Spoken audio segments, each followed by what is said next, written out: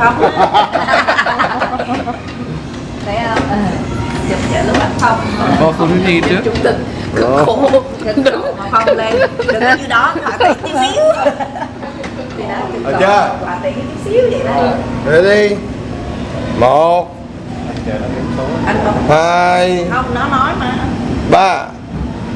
Cho mình theo nhiều theo. Quên nó để mình trước còn để ai mình chụp cao nhất thì nó được hưởng, ai mình chụp cao nhất được hưởng. Đánh giá sớm lên.